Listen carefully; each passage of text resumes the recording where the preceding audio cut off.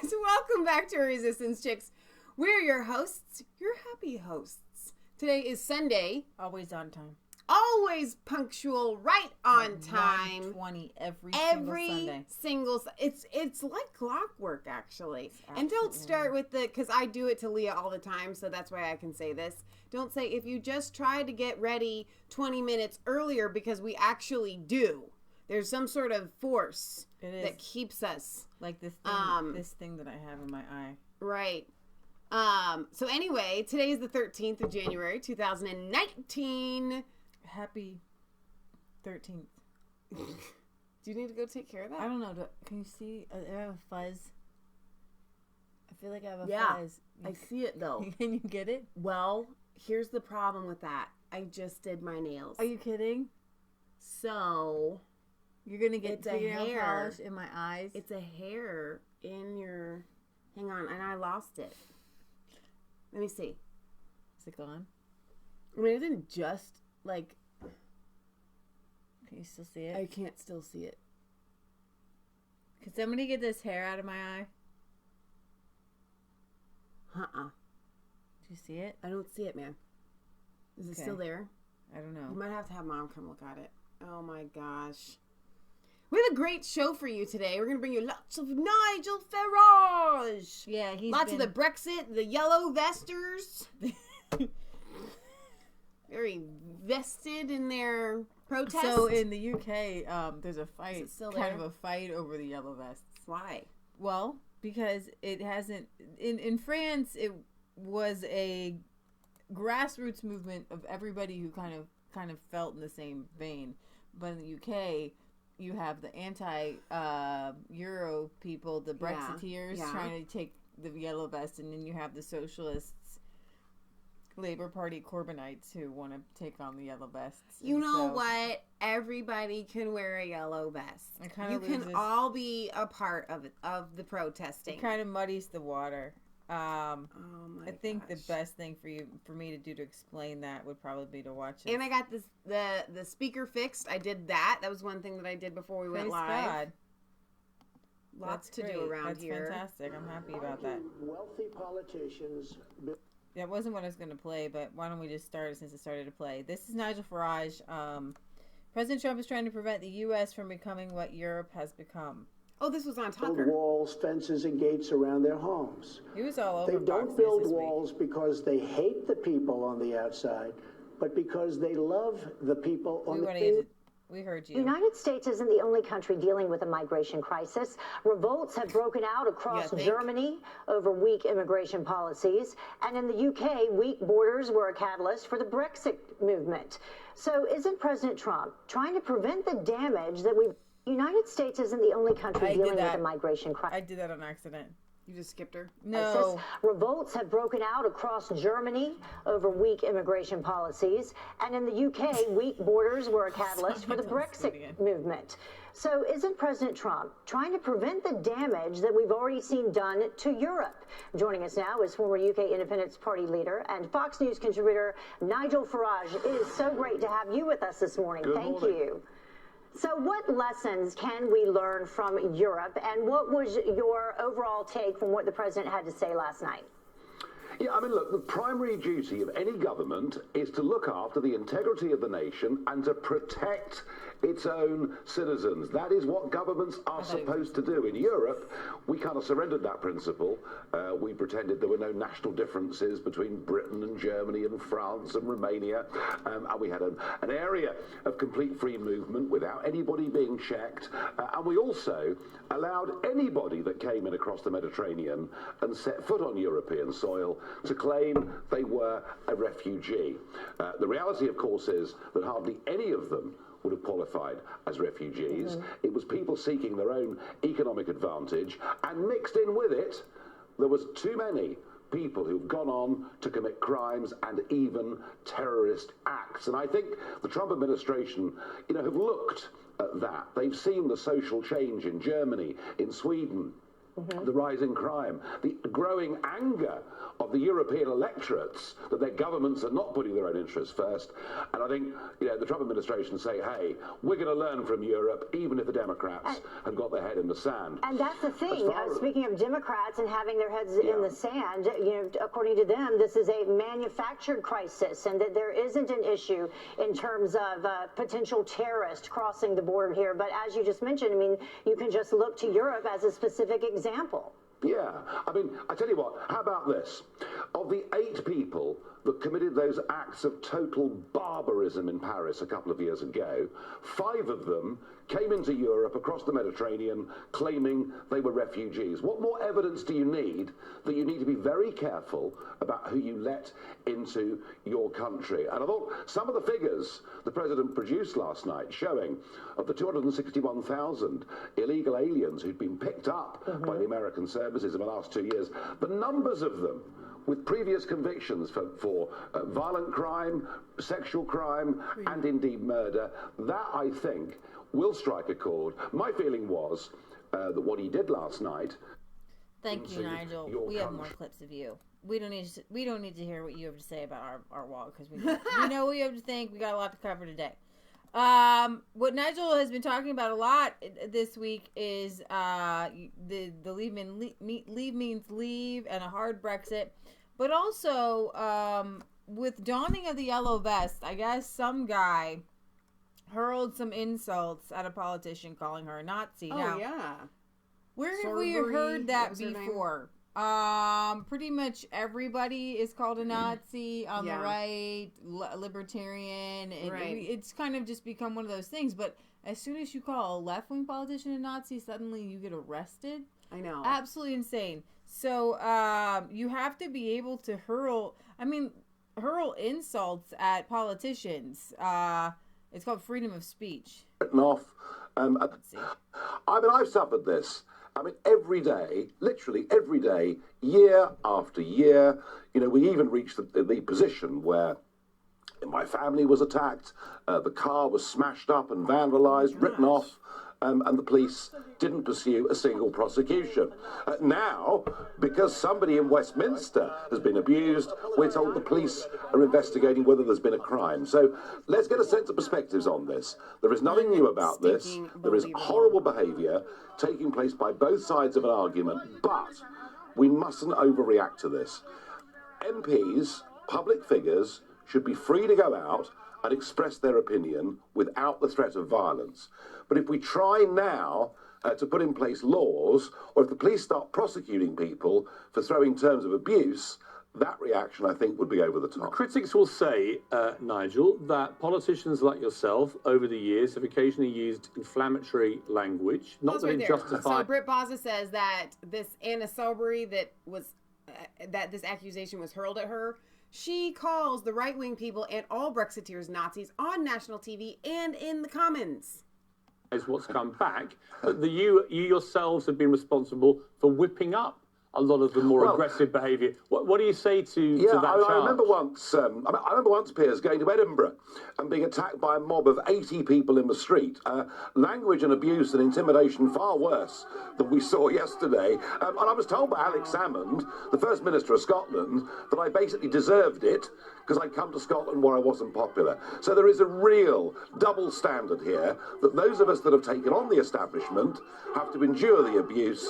Those within the establishment get a taste of it, and suddenly they want the law changed. Let's make sure that everybody is able to speak freely, whether they support Brexit, whether they're against Brexit. Let's stop violence, let's stop intimidation, but what you can't do is to make it a criminal offence to throw abuse. So you can go, this is where the left really gets things totally, messed up. They think that when we call out things, that we're calling for arrests. Right. That we're calling for people to be put in jail. Right. So when they were talking about Trump being a dictator because he's calling out the mainstream media for their lies, they're trying to tell everybody, well, he's going to shut down the media and he's trying to censor the media. And that's what they would do. That's what they are doing. When they believe that somebody's not doing... Here's the thing. This is their mindset. If someone is doing something wrong, we believe that they should be put in jail. The Right. rest of us believe that there is a difference and know that there is a difference. It's not difficult. Between a criminal thing that is wrong, Right. and a moral, ethical thing thank that you. is Right. wrong. Right. Okay, and then there are some things a little bit in the middle, all right? Outside. Words are not crimes unless they incite people to a crime, or they pronounce a crime, like saying, I'm going to kill you. That would be a crime. Okay? That's a threat of violence. All right? Saying you should kill yourself, that's one of those gray areas, right? And a lot of people on Twitter say crazy stuff like that. So you have to know words most of the time, and here comes this hair back. Well, I got a wild hair in my most of the time words cannot be crimes unless they are connected to a crime. All right? So that's the main difference between, conservatives and libertarians and the left. Like, you see them shutting us down. You see them, you might not want to leave that door open. It's a cold day out. You see them calling for people to be taken off of social media like they were committing a word crime. It's called thought crimes. Is what they're calling it. So Stacey's here. I want to plug her thing again. Okay. Go to Rosa Sharon Homestead. Click Stacey's here in the chat, and I want you to subscribe to her channel because she's launching a new Homestead series that I want you guys to subscribe to. It's awesome. It's very good.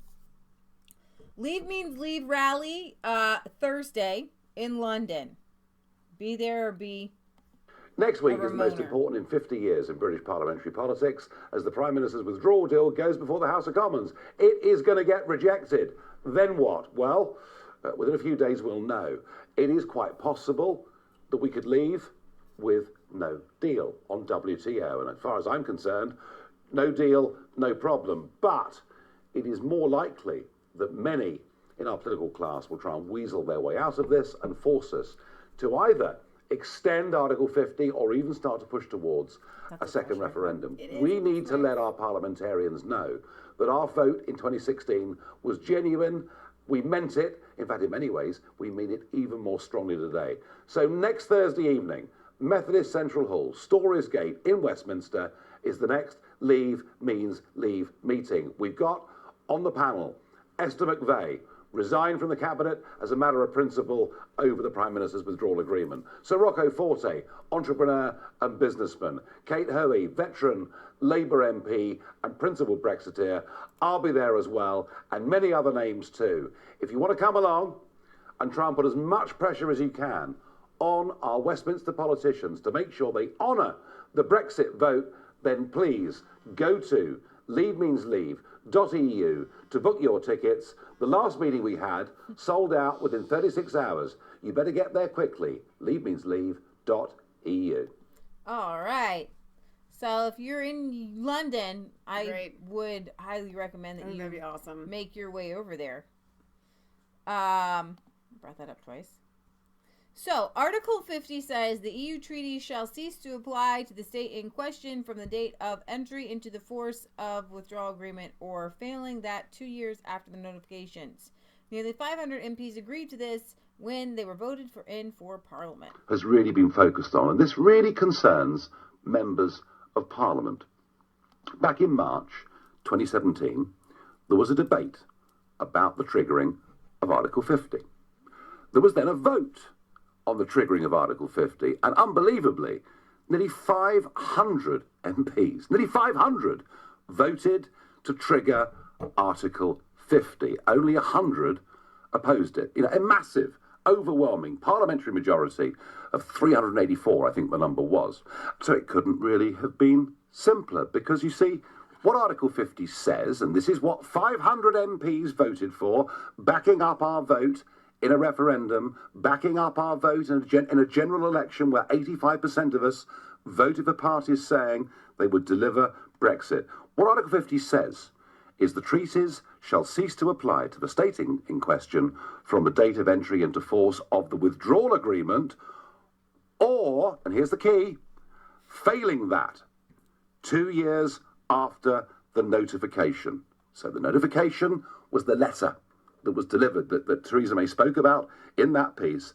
And it's clear what 500 MPs had agreed to was either we have a withdrawal agreement or in 2 years' time, namely March the 29th at 11 p.m. 2019, we just leave the European. You know what this reminds me of? What? Us trying to get ready for the show. It's like rush at the very end. Yeah. They had 2 years to do this, is what I'm trying to say. Exactly. 2 years to come up with an agreement. That's a long time. Yes. And nothing. The ball, and here, what I'm saying is, Theresa May just now is realizing that no deal Brexit is probably going to be what happens. And what everybody else is realizing suddenly is that, oh my gosh, the UK has the power. Yep. This is all, and always has been in the UK's court, but for 2 years. Right. You guys were told over and over again that the ball was in the EU court. Right. But Juncker and the EU They're are starting to panic at the idea of a no-deal Brexit. Right. And they have been haughty and prideful and full of conceit this whole time. And so now Theresa May is she ran out the clock where she's not going to have time to pull together a new agreement. No way. With the leverage that she now has, no thanks to her. Right. That's a very good point. It concerns members of Parliament, or in 2 years' time, namely March the 29th at 11 p.m. 2019, we just leave the European Union. It couldn't be simpler.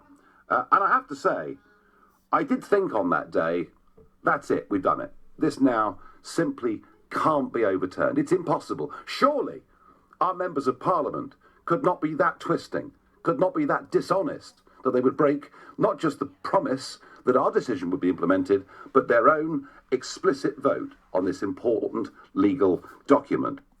This is I think that is really key, because you have two legally binding actions that can't be undone. Okay? Sometimes when you turn down a road, there's no going back. Okay, the bridge was burned. And first of all, when that referendum was put forth, it wasn't like, let's see how many people might want a Brexit. Okay, if they had put that forth, this is what's called being an adult. Okay, you have to go along with the consequences of your actions. All right?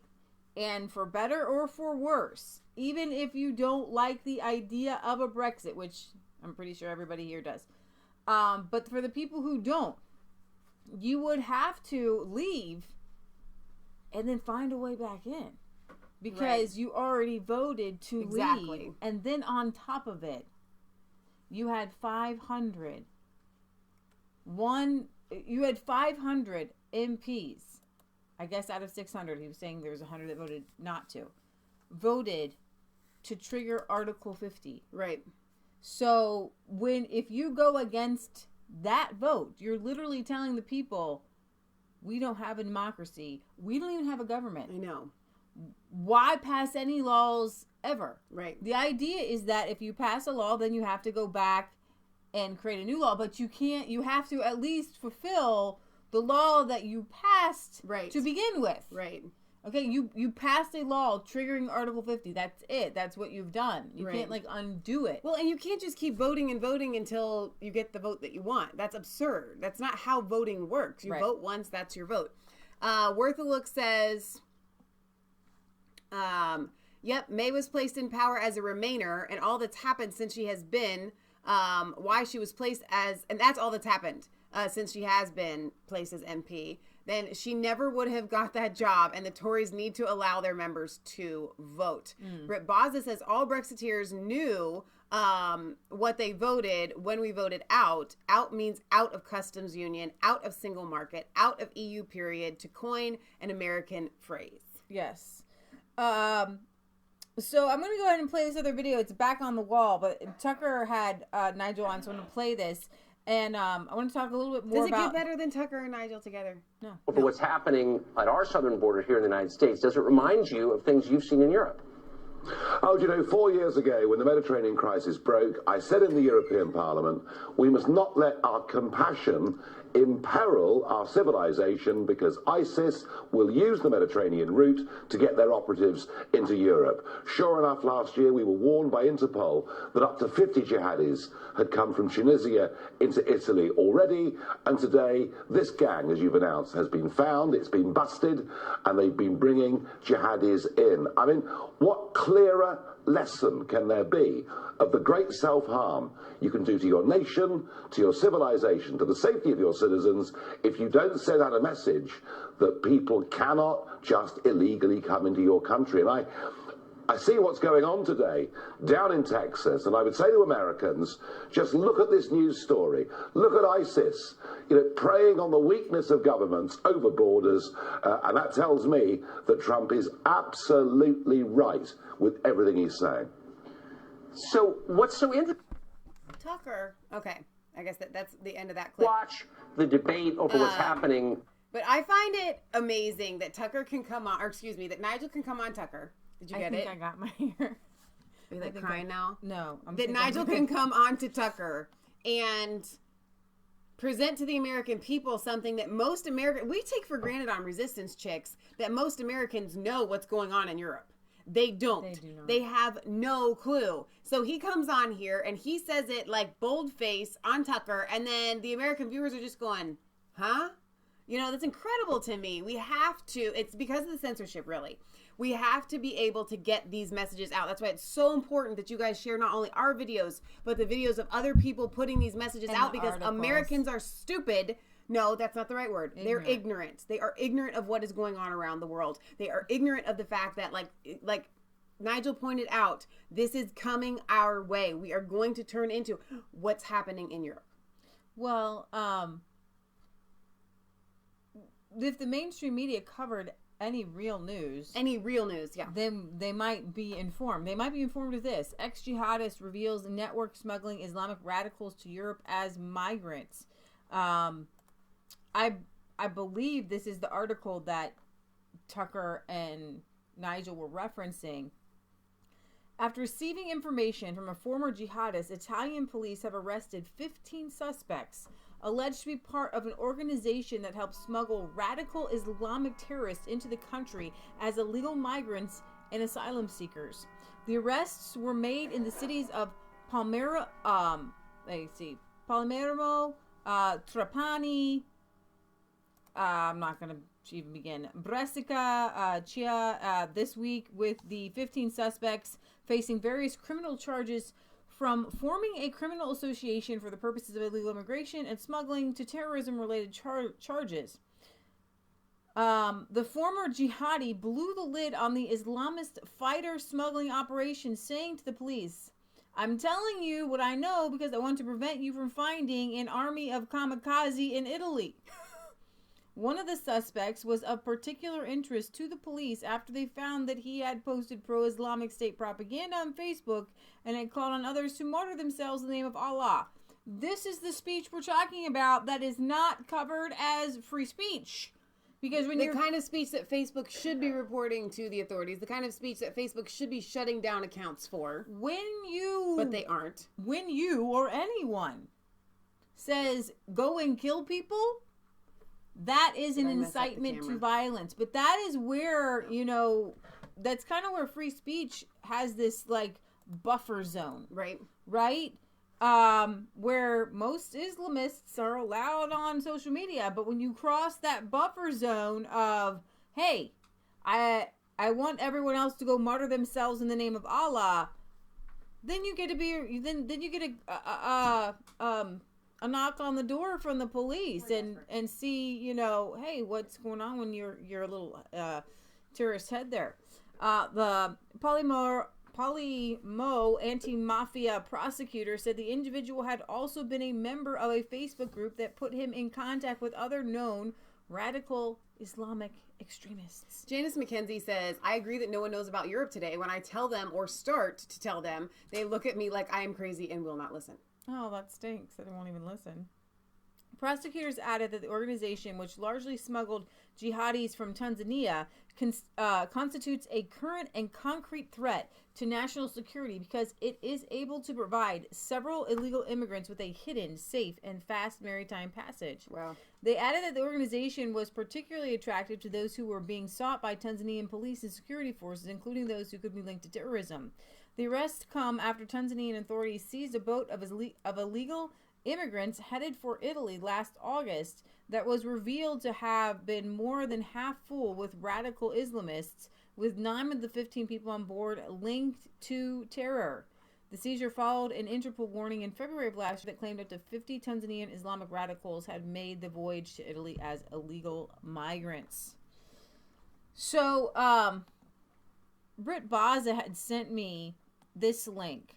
Europe's border in Africa. This is a touch of what's happening, because when you look at the map of how the migrants are headed into Europe and why are they headed into Europe, it's heartbreaking to see these people suffering in Africa so much. But what is so much more heartbreaking is the fact that these countries within Africa are filled with natural resources that we don't even have. Gold, uranium.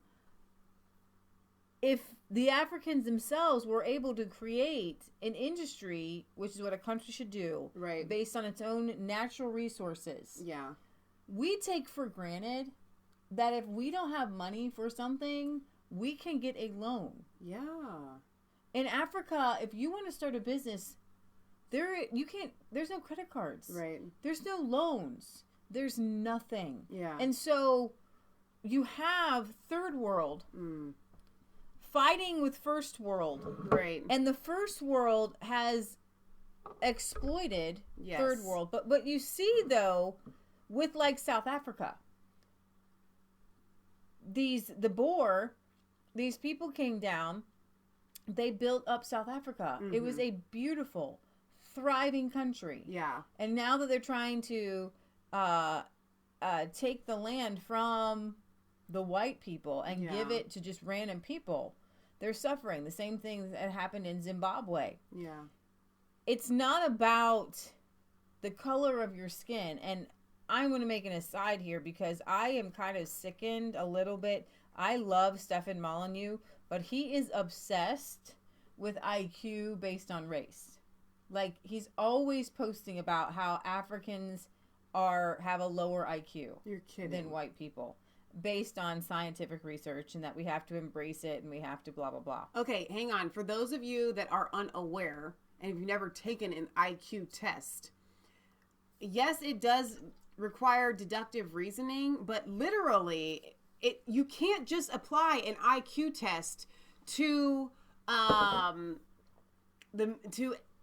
people that haven't lived in a Western society. Like, I think it's impossible. You would have to come up with another, and everybody has already debunked the IQ test anyway for it having any kind of relevance for intelligence. Okay, I've taken it several times. I'm actually pretty good at it, but I'm not like super amazing. I think I'm maybe a little bit above average, but seriously, because the IQ test has been debunked, that's one reason to throw it out. But I know personally people that have a very high IQ that are actually not intelligent people. I also know people that have a low IQ that are incredibly intelligent. Well, okay. And at the same time, you see China has the highest IQ and supposedly the smartest people. Well, they're stuck in communism. Right. Well, what good is their high IQ doing in there? Your education in the Western world really does dictate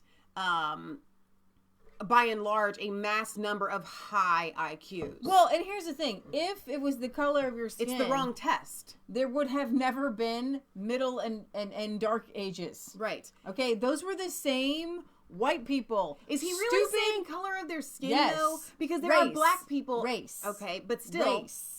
Race, as in Caucasian versus... Black but people. Black people raised in a Western society historically have higher IQs than black people not raised in Western societies. It's a simple fact. So the fact that he's not taking that into consideration shows that Stefan Molyneux has a low IQ. I actually have to agree with that, by the way.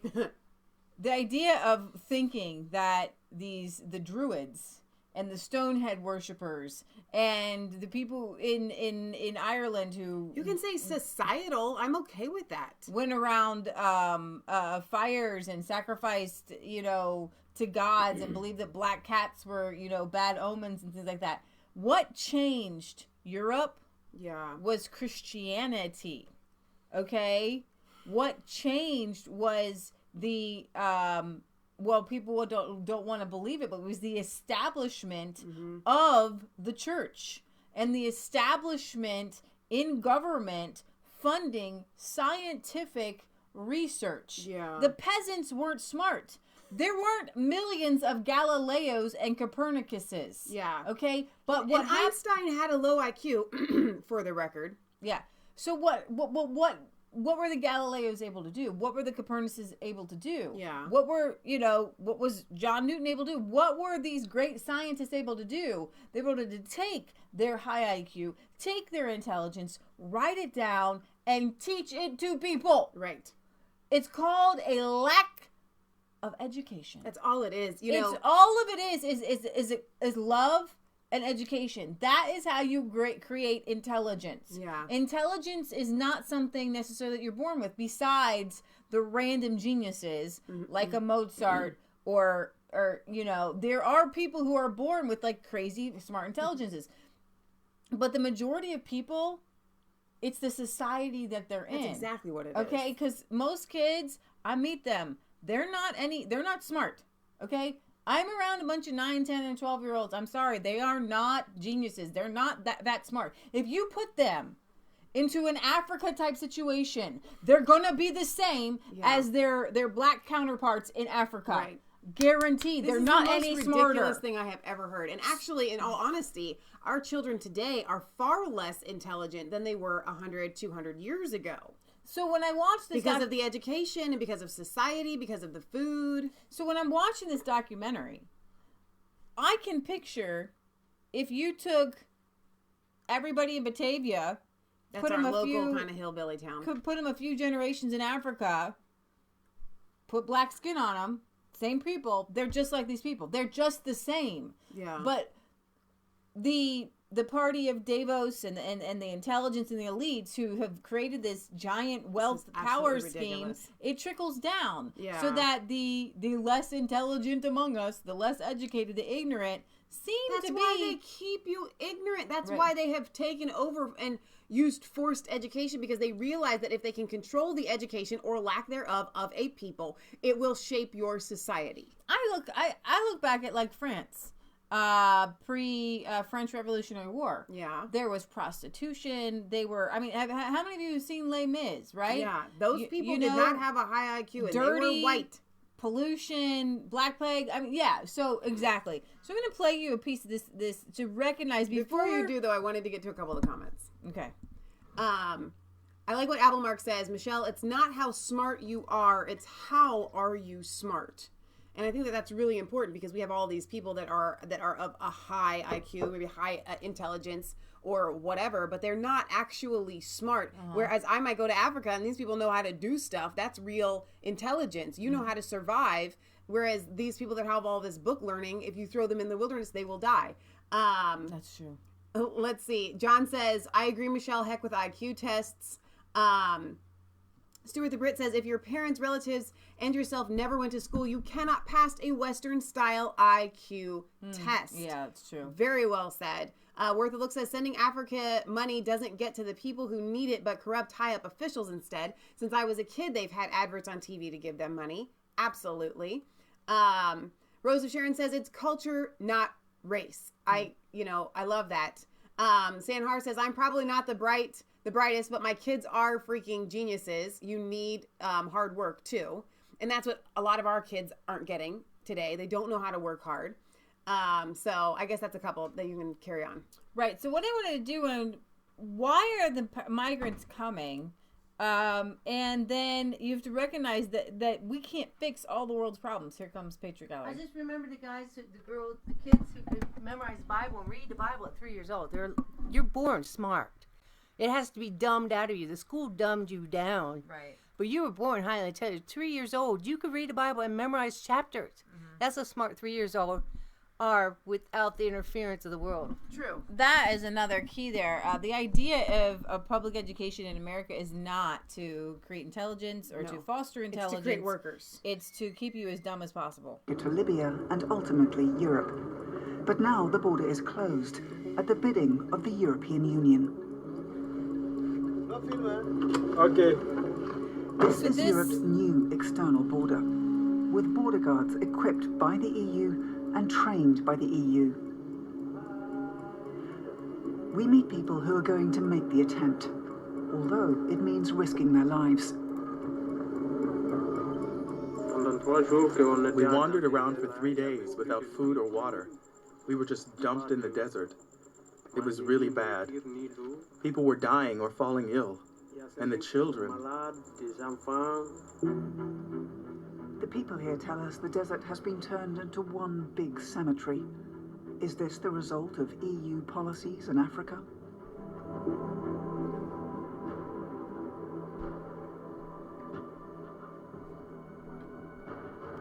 Both countries played key roles for European migration policy.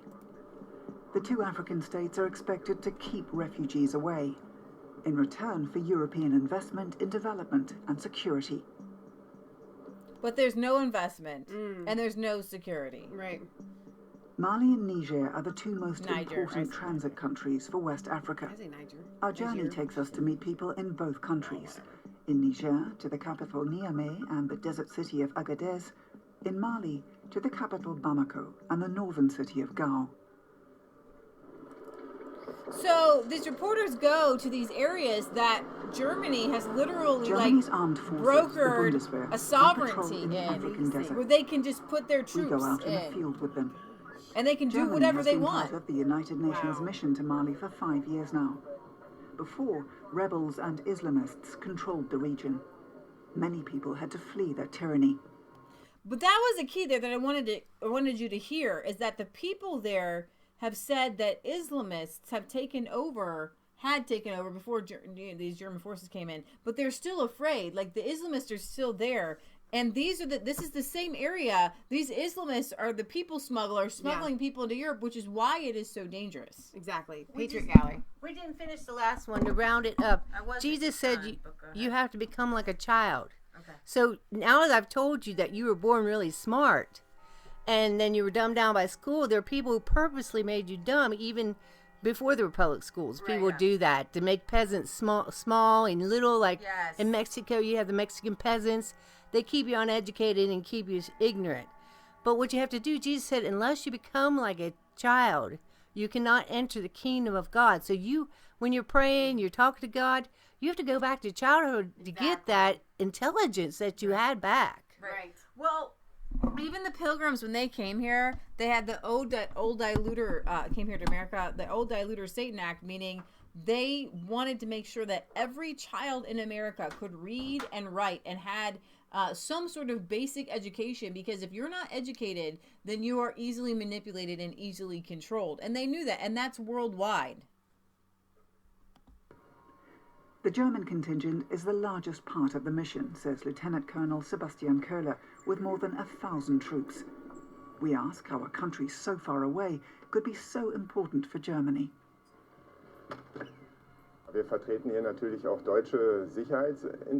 We represent German security interests here as well. Furthermore, in this day and age, we are busy with the challenges of migration flows. And because of its central geographic location, Mali also plays a role with regard to both migration and potential terrorist activities and organized crime. So migration policy extends 4,000 kilometers away from Germany's borders. So did it play, and actually this is an incredibly great little documentary.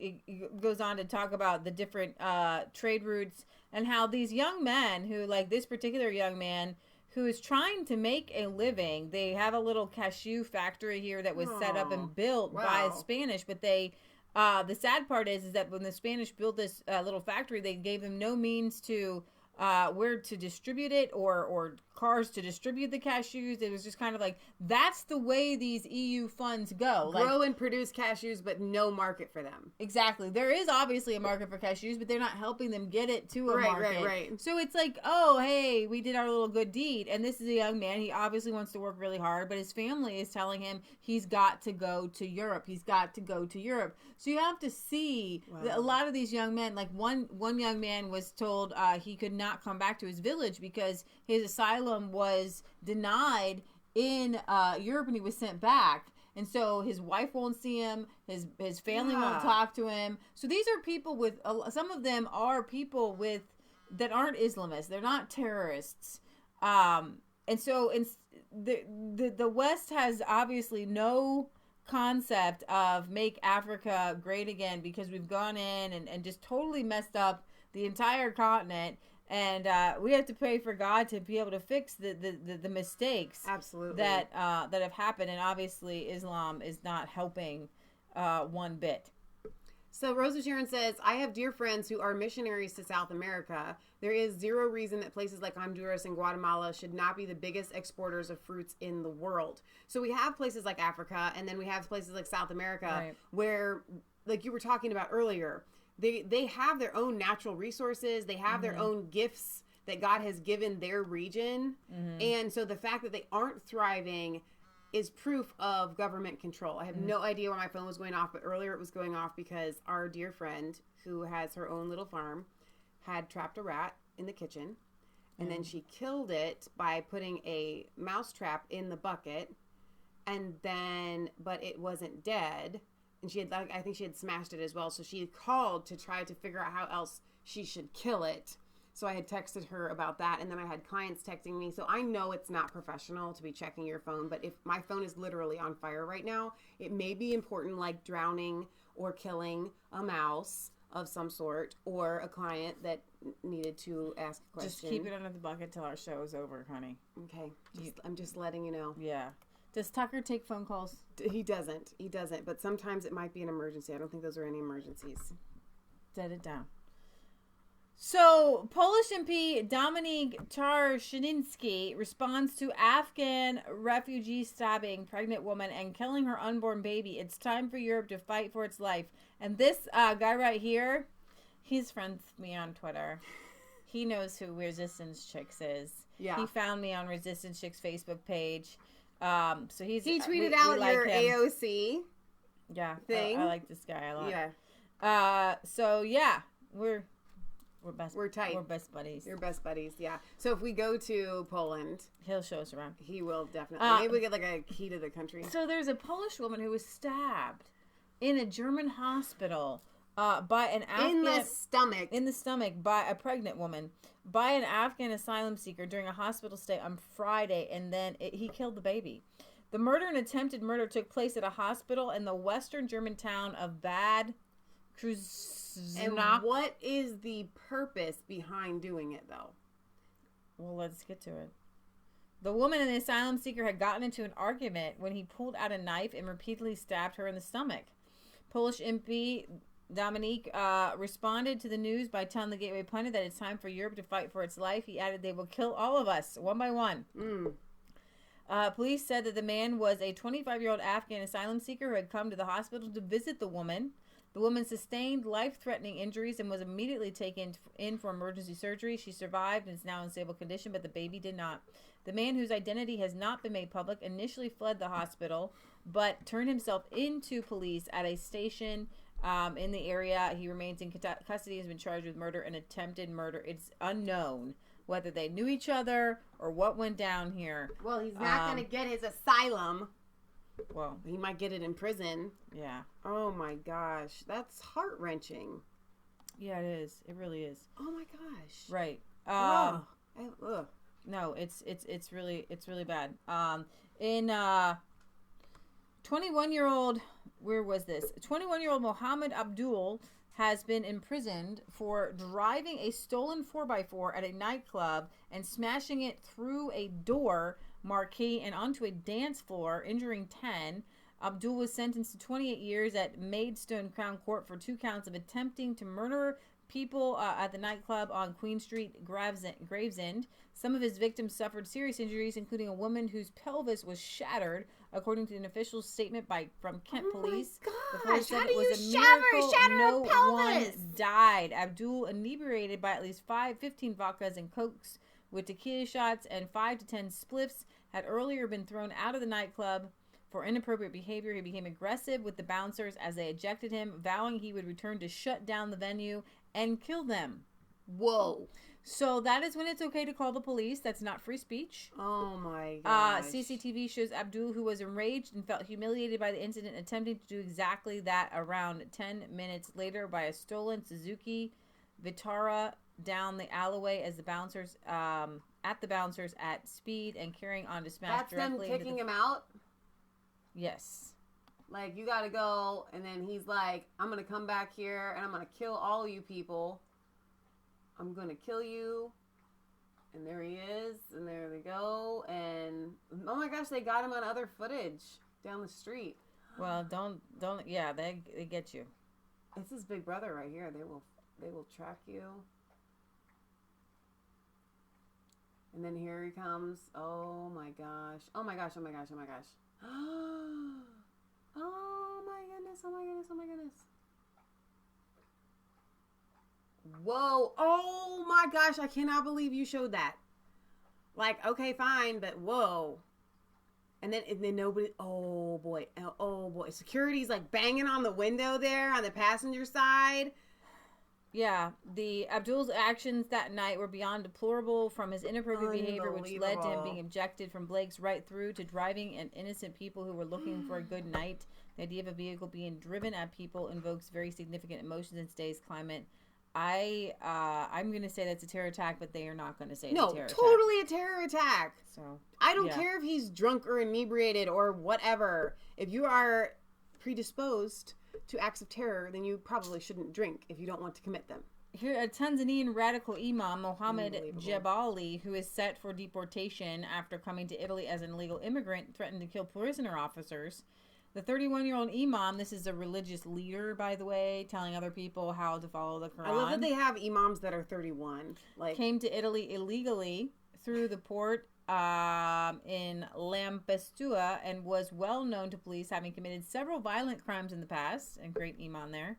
Italian authorities initially jailed him on a conviction for robbery, but were finally able to expel him to Tanzania this week. While in a prison in Padua, the Tanzanian is said to have become a leader among the radical Muslims, with an officer from the Central Investigation Unit of the Penitentiary Police saying he had never had a quiet attitude. He was controversial and arrogant with the agents. He had begun to intensify his religious practice so much that he became a charismatic leader for other Muslim prisoners. Now, Tommy Robinson was held under solitary confinement. But if somebody is radicalizing other prisoners, why aren't they in solitary confinement? The Friday prayer ceremony was held in his cell, and he dressed in the typical tunic of an imam. The officer also explained that Jebali had made threats against prisoner officers, telling them, "Sooner or later, you will all die. Wow. We will go to your houses and kill you and eat your corpses." Oh my gosh. We began to keep an eye on him after he threatened an officer. This isn't funny, but I mean, seriously, like, at what point do you say, hey, this isn't really happening, is it? Following the investigation against the 31-year-old, they established he could pose a terror threat. He joins a long list of deported radicals. No. That's when you said that's when you say he does pose a terror threat. Jebali joins a long list of deported radical Islamists deported from Italy under the Interior Minister Matteo Salvini, who has set the record for the most radicals deported from a European member state. Now the question is, where are they going and are they going to come back?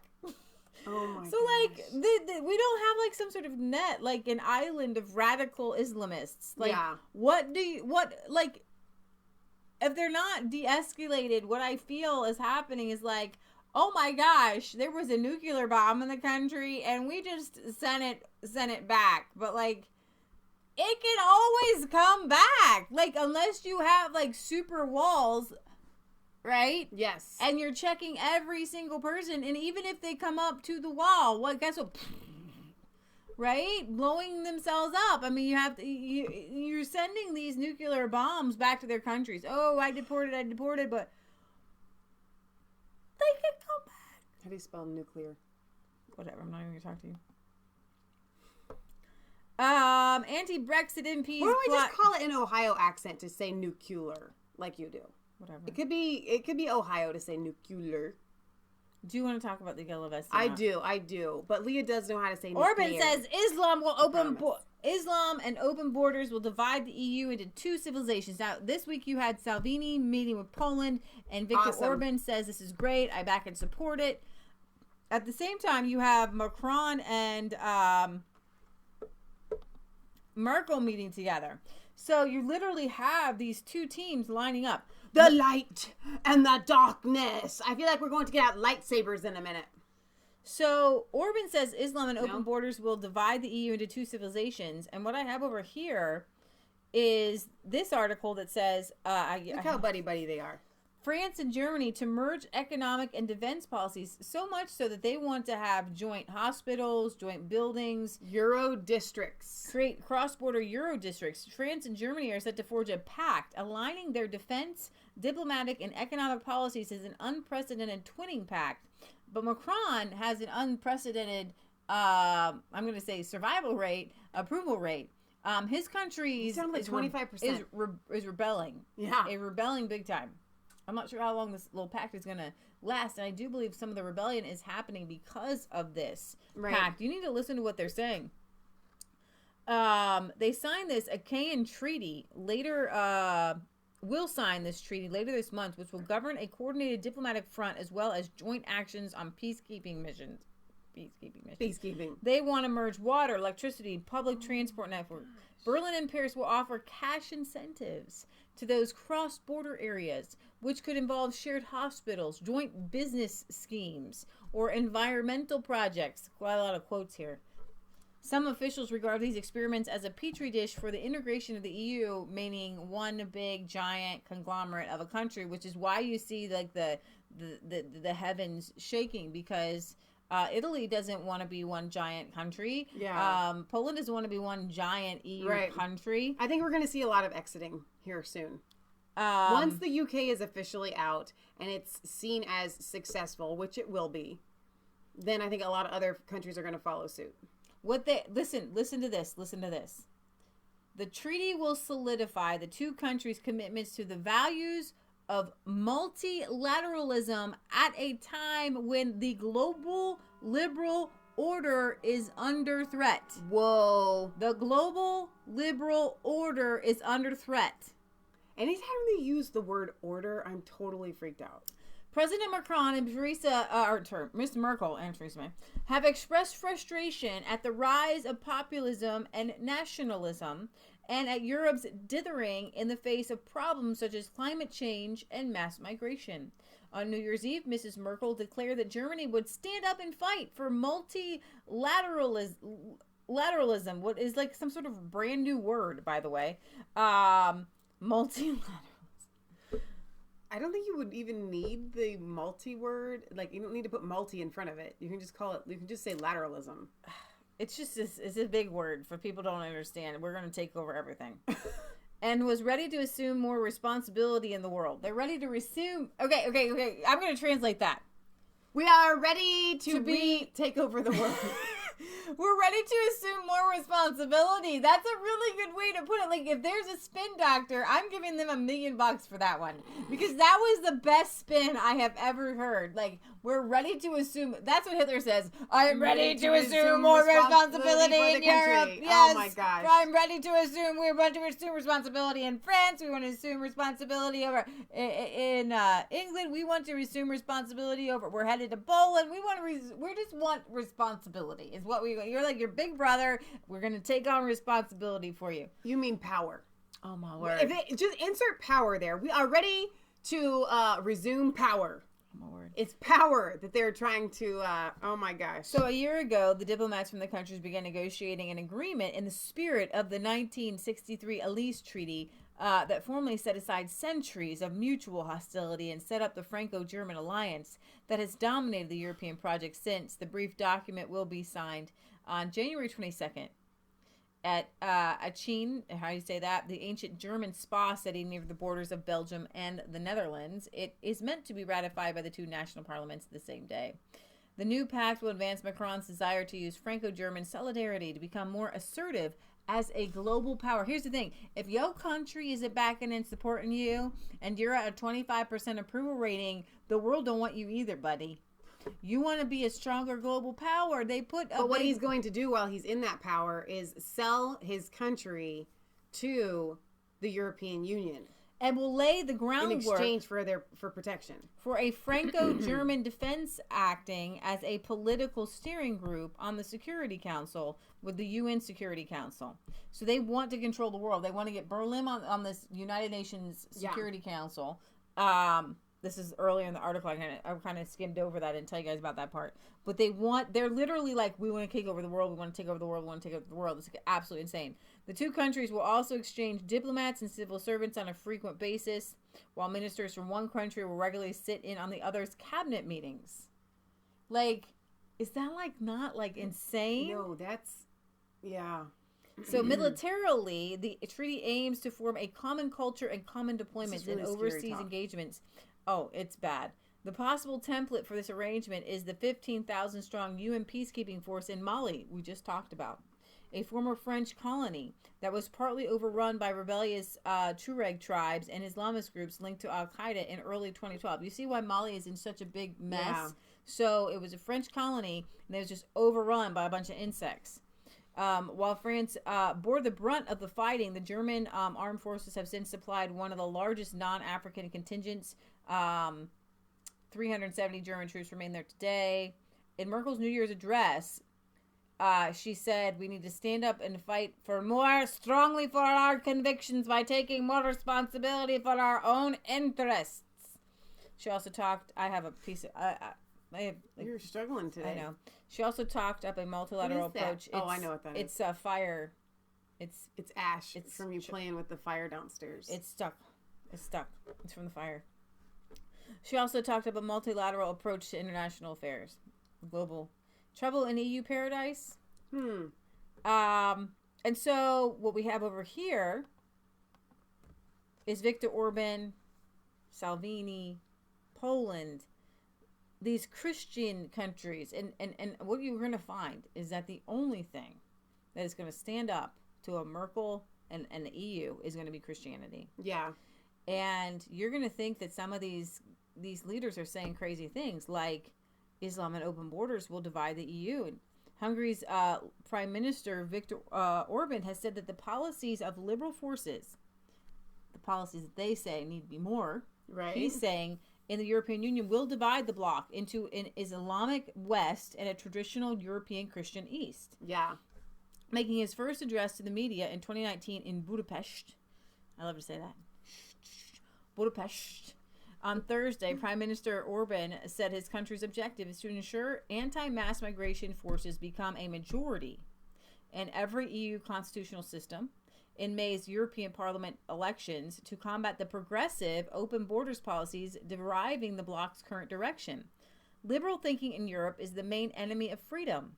Liberals today are the enemies of freedom in Europe. So what you have today is you have this European Union, and the whole idea of this European Union was we want people to be able to have free movement, and we want easier trade, okay? Right. Because the European Union makes sense. You know, some of these countries are the size of Ohio or Indiana, right? So let's just freely trade. Yeah. But it wasn't, that was how they sold it. But you saw in 1963, the German Nazis, they weren't gone. They decided to take their same plan, repackage it up, and sell it as a different bill of goods. Perfect. That's great. That's exactly what happened. And so they pushed and they pushed and they pushed until they had this European Union. Right. And they learned, hey guys, force didn't do us well. We've got to be covert. Right. The overt action. The real battlefield takes place in people's minds. So if you can get them to join the European Union, then step by step, you can do a sleight of hand, look over here, while we introduce policies over here, and then you're kind of used to it. And then the next thing you know, the European Union is deciding what farmers in the UK can and cannot grow or raise. Exactly. And so, and who's coming into their countries. Exactly. And how they can control their countries. Why is it that Viktor Orban can't say that, listen, we're going to be a Christian country, but Saudi Arabia says we're going to be an Islamic country. Right. You know what I mean? Instead of one unified civilization, there will be two civilizations in Europe. There will be a mixed civilization which built its future on a mixed Islamic and Christian coexistence. But we in Central Europe still say Europe is a Christian civilization and say Europe should belong to Europeans. In the next 15 to 20 years as well, migration will be the most important question of fate on the continent, and within that, Hungary. The Hungarian leader, who won his third consecutive term in office with a parliamentary supermajority in April 2018 after running on a campaign of securing borders and supporting families, made the comments as the bloc prepares for the European Parliament elections, whose composition could influence the European Commission and other institutions. The Conservative hopes that a coalition of right-wing and globalist and populist parties will win major gains in the May elections and turn the direction of the globalist European project away from open borders and so-called progressivism. Why doesn't Italy just leave the EU? Why doesn't Poland just leave the EU? Well, here's the thing. Sometimes you have systems that are integrated. Yeah. And the UK is a very strong economy. They have been proven to be strong. They can easily leave the EU. But Poland and receive Hungary, money from the EU. Exactly. It's a way more difficult for them It's like walking away from a $100,000 job and you know you're going to make $25,000 and your expenditures are $50,000. Right. Exactly. I mean, it really does boil down to something like that. Yeah. So Orban has already met with Matteo Salvini to discuss their own collaboration in the summer, agreeing to form a populist front to challenge Merkel and Macron. Merkel and Macron agreed on Wednesday to do their thing. So this is actually going to be kind of cool. I want the all of these populist nations to leave the EU, but until that happens, we're going to see kind of a war taking place, a battle within the EU, which I think is going to be maybe more epic than some of the Nigel speeches that we saw in the European Union, because now we're going to have a united front from the nationalists versus the globalists. And I think it's going to be interesting to see how that plays out. So we're going to talk about the yellow vest. That's going to be our next big segment. But I need to get a yellow vest for our yellow vest segment. This article I read here was talking about how Trump and Macron have been disinvited from from Davos. If you guys don't know what Davos is, maybe most of you conspiracy theorists do. Davos is a place that people meet who are heads of corporations, right, heads of banks, heads of governments, and they decide that year, how are we going to control people? Right. How are we going to manipulate people? It's amazing that it even exists and people aren't up in arms upset about it. Exactly. It is amazing. So I want to read to you. I wrote this as I share this article. And actually you can read it. There are powers that be, people who do not want you to be self-reliant or self-sufficient. They need you to be dependent upon them. They are politicians, giant corporations, media outlets, and tech giants. And they meet every year at a conference called Davos, where they literally plan how to control the lives of all the little people in the world. It's like a parent-teacher meeting, and they see the rest of us as children who need guidance, control, and to be told what to do. When we talk about they, as in the great powers that be that control our our everyday lives without us knowing who they are or how exactly they do it. We are talking about the party of people known as the Davos crowd. They are the rich, the powerful, the bankers, the CEOs who rely on the manpower and ignorance of the masses. They meet every year to discuss how they will use their power in finance, media, product placement, and so forth to control you and me. Most, if not all, of the time, we have no idea that we are being manipulated and controlled. We just have this feeling deep down inside that someone, some kind of boogeyman exists. Enter they. But they do exist. You and I are just not privy to their global get-togethers, conversations, board meetings, in order to put our finger on what exactly they are doing to us. Brexit, Italy's Salvini, Trump's election are all great things, showing that the people are not going to stand to be ruled by the party of Davos anymore. They call this populism. They are conservative populists, Trump's party, and there are liberal populists, people who align with Bernie Sanders. In France, they have come together to fight the establishment that controls them. The boogeyman is real, and his mask has come off since Brexit and Trump's election. Now that we know some of the players like Soros, Bezos, and other powerful billionaires, along with the trifecta of tech giants, Twitter, Facebook, Google, YouTube included, we can come up with strategies, I can speak, to get our sovereignty back. First step of war, know thy enemy. They hid in the dark corners for years, but the mask is coming off. And this is good news. You shall know the truth, and the truth shall set you free. That was well written. Mic drop. Boom. That was really good, Leah. No, and that's exactly it. So when you see Angela Merkel and Macron meeting, they're not the head of Davos. They are the implementers of the Davos policy. Mm-hmm. When you see the mainstream media, these people are meeting from all over the world. Crazy. There is a meeting.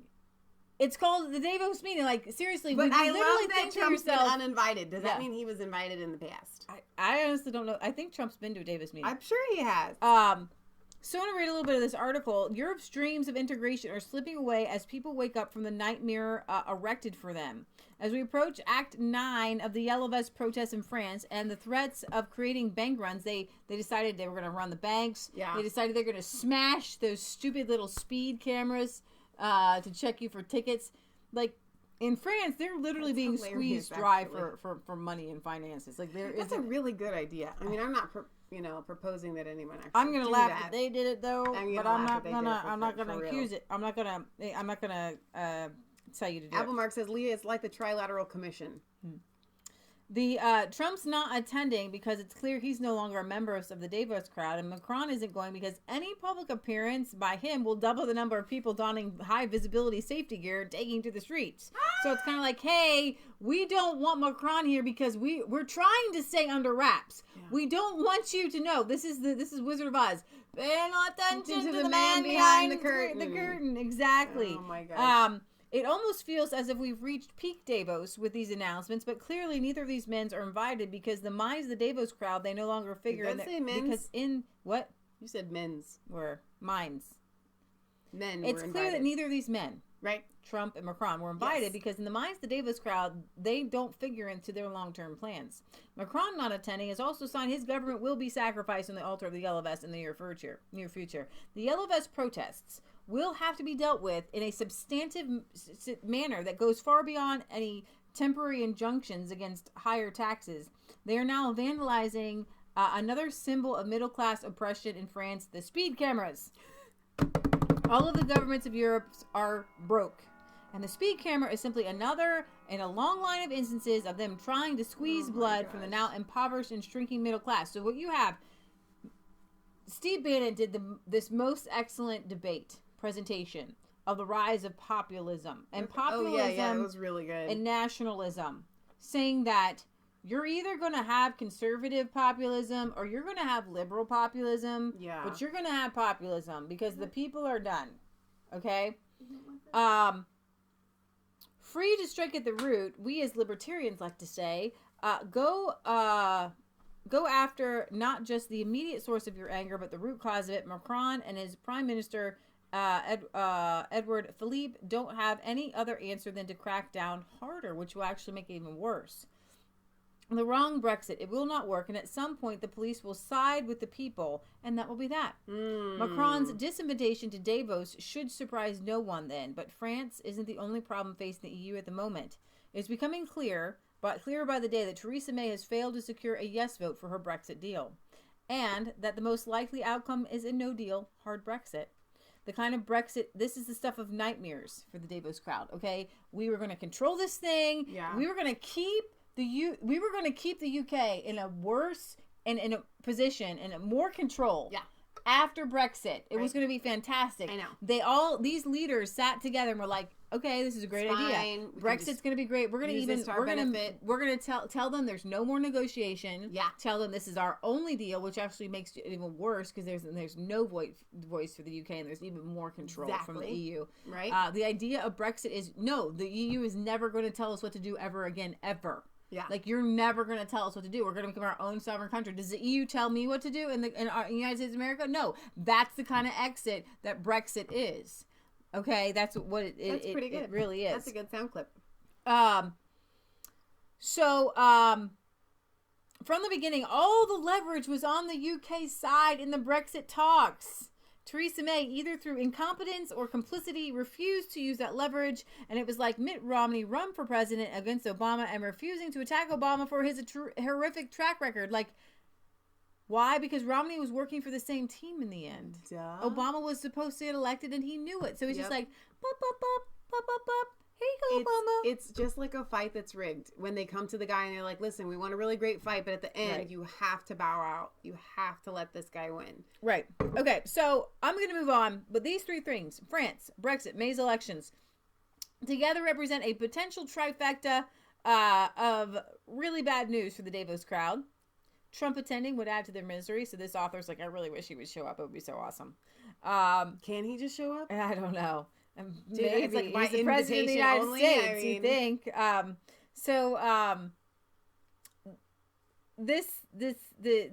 Given the fragile stability crafted by central banks over the last decade since the Lehman Brothers, it won't take much in the current environment to tip the scale to full-blown panic.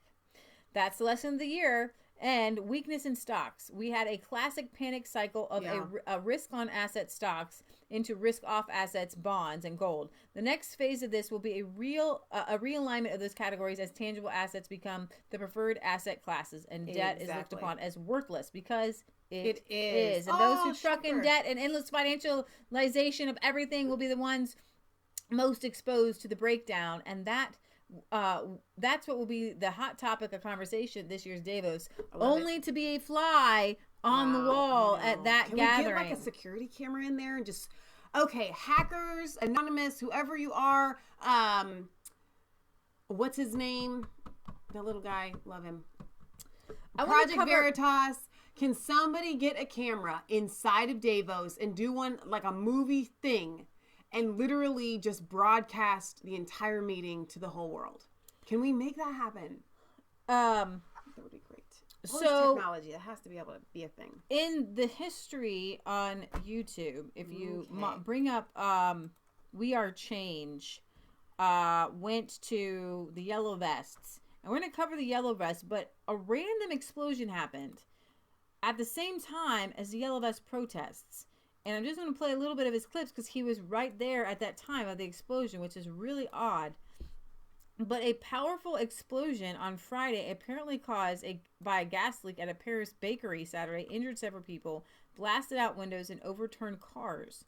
Firefighters pulled injured victims out of windows and evacuated residents as smoke billowed out of the building on Rue de Trevis in the 9th arrondissement of North Central. Which We Are Change.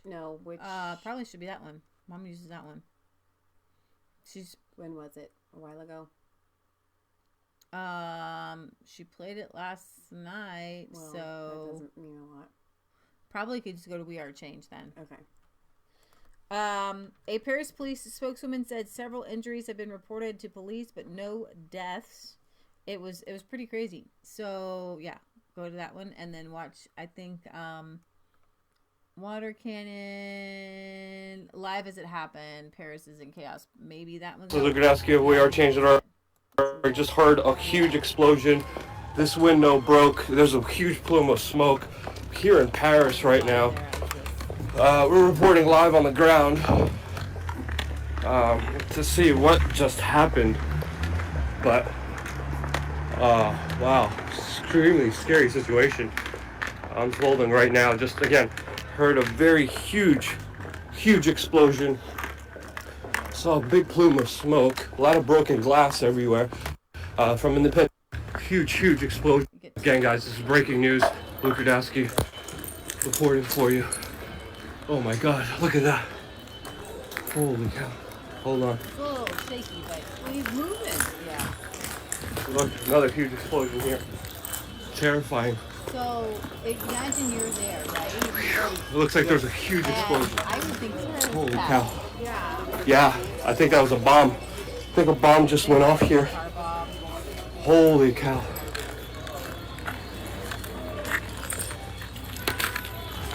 It's like exploded. It goes down a little bit farther. Seriously. Holy cow. M!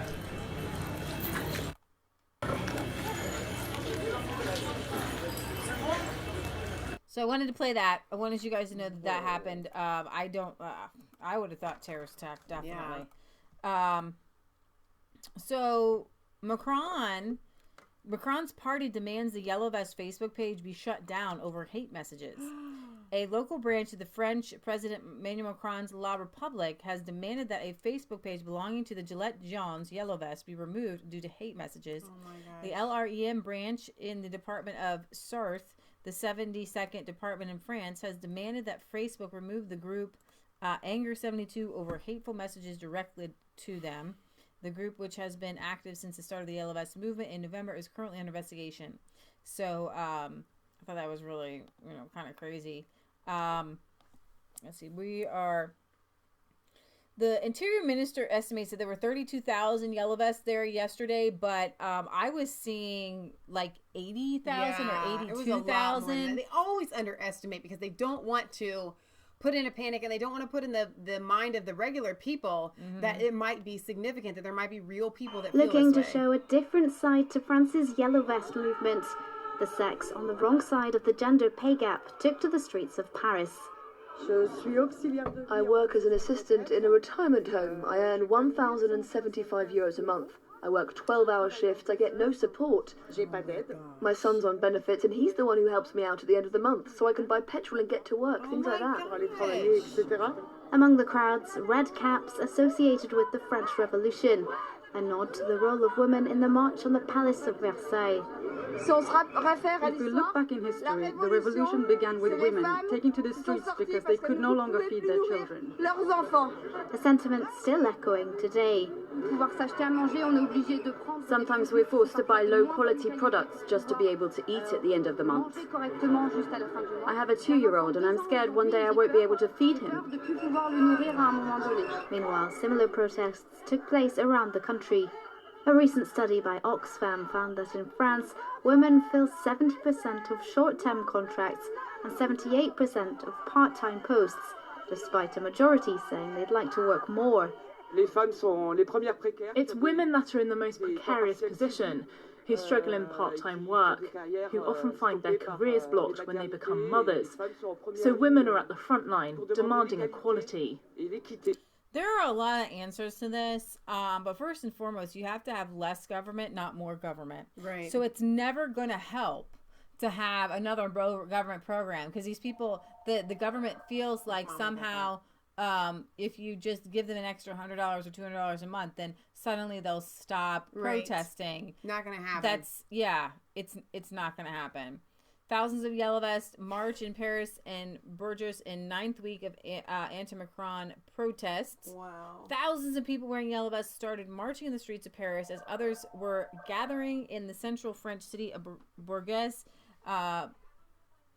amid high security measures as authorities feared possible violence between police and protesters Saturday. In Paris, a few thousand people set off from near the finance ministry in eastern Paris around 11 a.m. These yellow vests have been protesting on this road southeast of Paris since November 17th. Like Nathalie, who struggles to make ends meet, they won't be traveling to the capital to demonstrate. I hope the president will give in. We're getting tired, but we won't give up. And I won't travel to Paris. I'd rather stay here. It's a similar state of mind here in Sens. These yellow vests are adamant they will not leave the roundabout they've occupied for several weeks. They've even renamed it the Gallic Roundabout. Oh my gosh. Only police will be able to make us move. This is hilarious. But if we leave, we'll just come back the next day. 2 months after the movement began, the yellow vests have lost little in the way of determination. No, it's not over. As long as there's nothing on the table, as long as our elected officials don't listen, the movement will continue to grow. French President Emmanuel Macron has called for a national debate on voters' grievances, which will begin next week. Many yellow vests, though, appear unfazed by the process and are continuing to demand Macron's resignation or an immediate referendum on his presidency. You know, here's the thing. I press cancel. It's going to play. Like you just said, there are a lot of answers here. But step one is voicing your opinion. Now, I don't believe that Macron was elected justly. So I'm not saying that all of these people voted for him. Okay. Right. Because I think there was election fraud in place here. Okay. That being said, a message to France. This is what happens when you choose a Macron over a Le Pen. And I'm thinking that this might be the wake-up call that France needed to recognize if we had voted in Le Pen, this wouldn't be happening right now. We would have more of our own money back. Our borders would be safer. Yeah, you can keep talking. I'm sorry for these people, and I'm proud of them for taking to the streets now. But at the same time, you get what you pay for. You get what you ask for. And this is what you asked for. You asked for Macron. You asked for baby Macron that worships mommy Merkel, okay, who married the woman that molested him as a child. And she left her family. Okay, like this is what you asked for, and you're getting it. And if you wanted a change, you would have voted in change with Le Pen. And so now you're having to fight for it. And I'm sorry, but this is the only way that it's going to happen once you make this kind of mistake. That's true. You made some really good points there, Michelle. This is the result of not voting in Le Pen. This is the result of voting in a guy who was molested and not thinking anything of it. Like, I remember meeting the French people that I met on our trip last summer. Montana.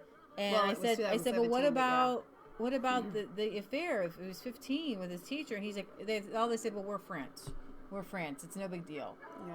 Well, that's mentally, they got a mental problem. Okay. Yeah. You have a mental problem, and as your leader, and France has issues. You know, France. If that's France for you, then you guys have bigger issues, right? You have bigger issues. If you can say that it's okay for some teacher to fall in love with their 15-year-old student and to groom him to be her lover, and then to marry him and leave, be twice his age almost. No, she was over twice his age. Yes, she was. She's like, 38. And she had a son. She had a daughter that was his exact age. Yeah, she's over twice his age. It wasn't. Yeah, she's really old. So I'm sure that there are many, many, many, and maybe even a majority of the yellow vests that did not vote for Macron, that voted Le Pen. But I'm sure there are a lot that are taking to the streets. And I would also say to anybody that's not participating in the yellow vest protests that are upset that they are happening, you did vote in Macron. And this is what happens. The people are dissatisfied. They can't feed themselves. They can't feed their children. Right. I mean, imagine you guys work a regular 40-hour week and you take home $1,100 for all that work. She works 12-hour days. Exactly. That's more than 40 hours. Exactly. And it's unbelievable. I don't care if they give you free health care or they, pick up your trash for free. It's not enough to live on. So our the Yellow Vest protests have spread. They were gone to the Netherlands and the UK. And I want to play this for you because this RT video is really good at explaining the Yellow Vest protests that are happening in the UK and what the Yellow Vest protests are for in France. The Yellow Vest. This weekend, left-wing activists are staging a demonstration in London, demanding a general election and calling for increased public spending. It doesn't matter which way you vote in the referendum. We need to get rid of this Tory government. What we need now is a general election to end austerity. We'll be doing it in solidarity with the Yellow Vests over in France. Everybody is going to wear these yellow high-vis jackets, which are the jacket of choice for all people trying to bring down governments. Please do come. Please do spread the word. But there is another British incarnation of the Yellow Vest trend. See if you can spot the difference. Yeah, you want a war? I'll give you a war. You ain't even British. These Yellow Vests appear to be in favour of a hardcore no-deal version of Brexit. In recent weeks, they've started staging small, regular protests in Westminster, where they refer to the Prime Minister as a traitor. They've also become known for their heckling of politicians and journalists near Parliament. Happen is we have to be absolutely... I do object to being called a Nazi, actually. You're a disgrace. Most of us object to being called Nazis. Well, you are a vile, vicious little bully.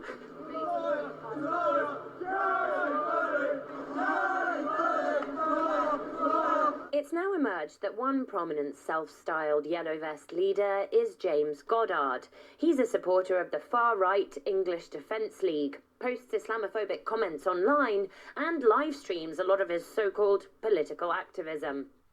Goddard uses crowdfunding to collect donations from supporters, but after the uproar over the group's intimidating behaviour in Westminster last week, Facebook and PayPal have removed his accounts.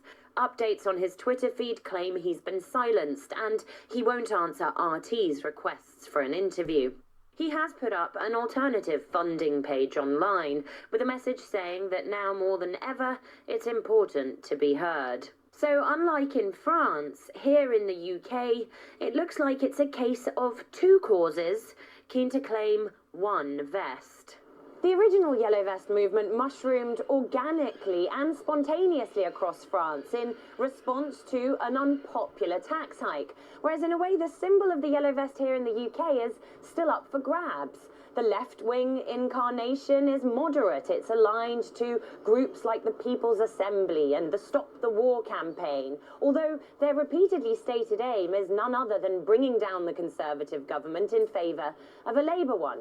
Then there's the right-wing Yellow Vests, a group that on the surface just appears angry that the Brexit that they voted for could be slipping away from them, and also appears to contain members with far-right sympathies who might be donning these yellow vests in order to legitimise their views. Whatever you make of either movement, it appears that they're trying to capitalise on a French fashion, one that appeared effortless in France, but is looking a bit try-hard here in the UK.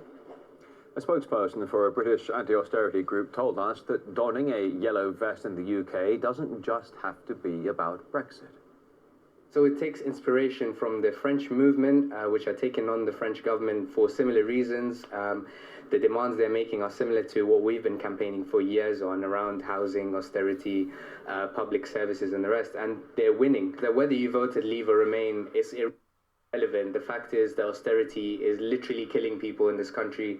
It has reached detrimental levels and we need this Tory government out, and that's something that should unite us. The far right, who are trying to use that anger and mobilize it against refugees and migrants and ethnic minorities, are not welcome in our demonstration, and we will make it clear.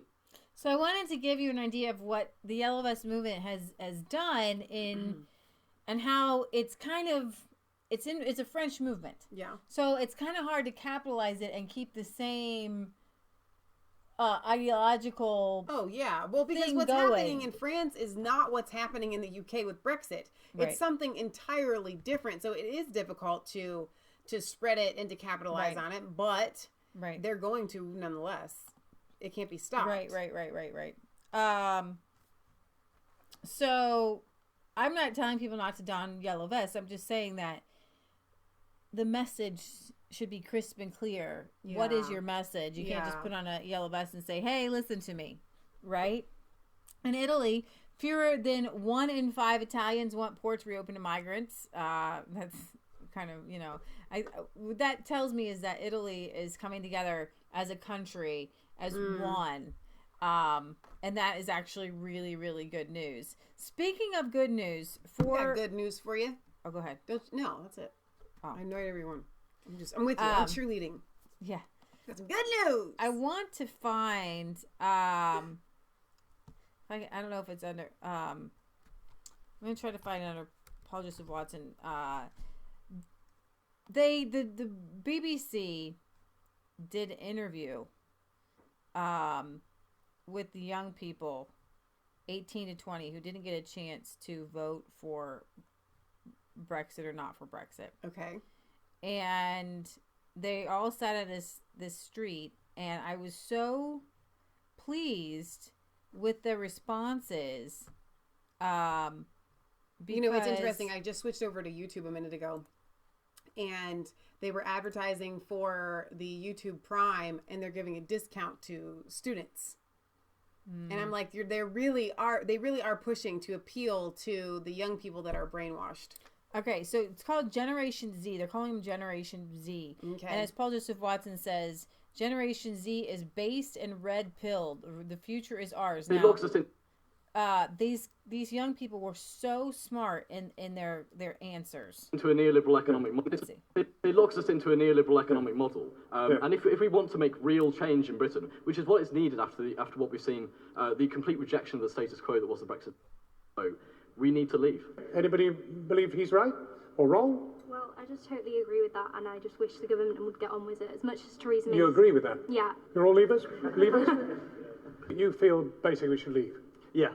Okay. Once we were told that people told us a once-a-generation thing, and then suddenly people are now asking for a second vote, although I would have voted Remain, I feel like it kind of devalues a vote, and that you've now set a precedent that what should be a final say. Imagine like in the 1970s, when they were voting on the common market, if people who are our age suddenly said, well, we don't want it, can we have a second vote? You kind of mess around with the actual idea of democracy. For me, we definitely need to leave. We need to deliver on that. And anything that we can do to prevent us remaining and ruining the trust that we have with the British people, we need to do that. The future is the rest of the world. The European Union is a stagnating economy as a whole. It is extremely protectionist, and the wider world, there's a lot of growth in the wider world. Every single one of these young people they were articulate. Yeah. They had facts. I was just absolutely floored and shocked that these 18 to 20-year-olds are rebelling against, I have goosebumps all over me, rebelling against the rebellion. Yeah. Rebelling, the brainwashing. Like, you can only brainwash people for so long until they hunger for the truth. Like, you can only give people McDonald's so long until their body starts to crave real food. Well, I think, so these are 18 to 20-year-olds that they interviewed. So what happens is when you exit, in the UK, they're out of high school for 2 years by the time they're 18. Okay, so they have had 2 to 4 years of real world experience. And something happens when you graduate from high school, and all of a sudden you are no longer the center of attention. Everything is not about you, and your feet hit the ground, and you're like, whoa, and reality sets in. What happens is young people want to be rebellious to what they have been taught. I don't know what it is. It's just kind of inside of you, unless it's God.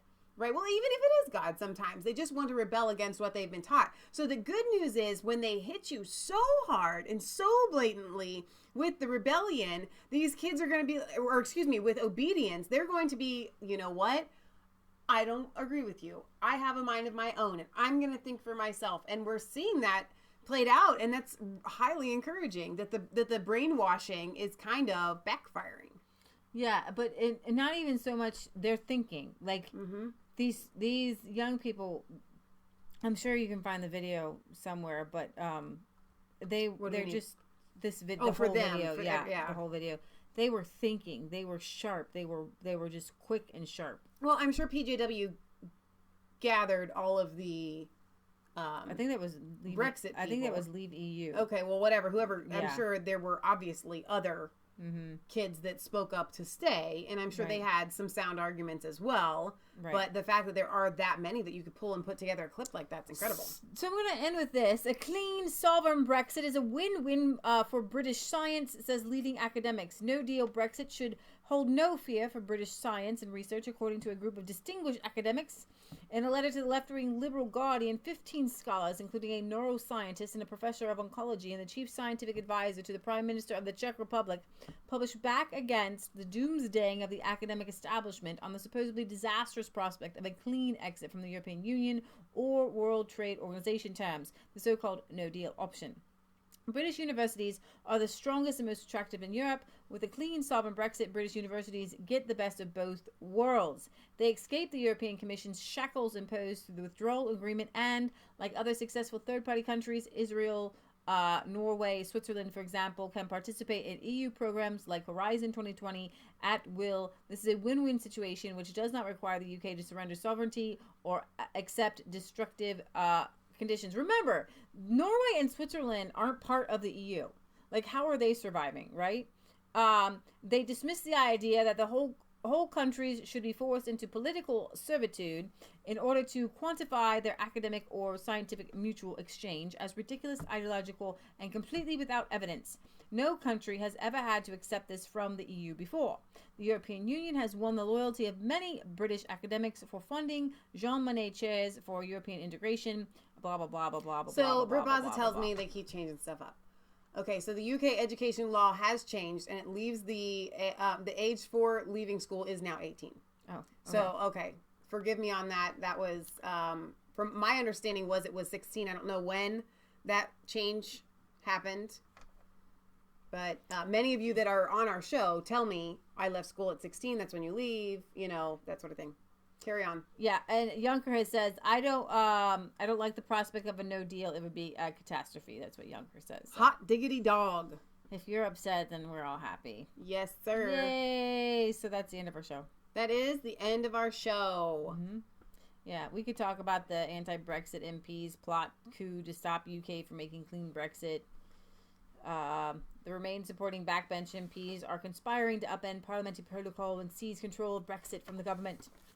Well, okay, so I have something written by Adeline. Adeline is going to school. She's often in our chat here. And when she sent, I think it was the Christmas card or my birthday, I can't remember which, she had written something, and I read it the other day. And so I wanted to pass it on to you guys, which I thought was interesting. From what I understand, Adeline, you submitted this to your professor. And it kind of goes along with, what, Mom? It was my birthday? Obadiah's. Oh, it's Obadiah's birthday. So Maia has many siblings. Obadiah, happy birthday. Happy birthday, Obadiah. I hope it's a wonderful, wonderful one. I was actually looking at all of you in their Christmas card, remember? And I was putting faces because it's so difficult to match you all up. All right, so it's called Diversity and Culture, a rant against this politically correct nonsense. The first thing we must do is define diversity and then culture. According to luther.edu, diversity includes important and interrelated dimensions of human identity such as race, ethnicity, gender identity, and expression, socioeconomic status, nationality, citizenship, religion, sexual orientation, ability, and age. And culture is defined by dictionary.com as the sum of attitudes, customs, and beliefs that distinguish one group from another. Culture is transmitted through language, material objects, rituals, institutions, and art from one generation to the next.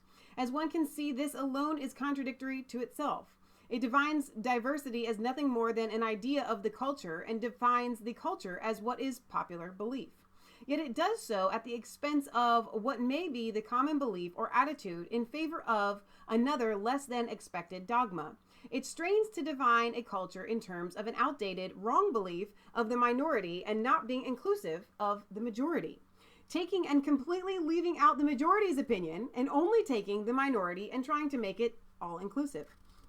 It is taking the fringes and trying to say that those fringes, i.e. witches, Islam, Buddhism, Hinduism, police brutality, are mainstream and define the culture. This is wrong. It is saying that if you are different and the least expected fringe, that you are somehow the majority and you think for everyone else.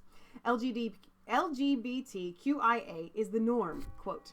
Being transgender is the norm. Witchcraft is the norm. Police brutality is the norm. And telling us that Christian values and being white are the exception and that they don't count. In other words, being normal is the new fringe, and those things that have been historically known as the fringe are normal.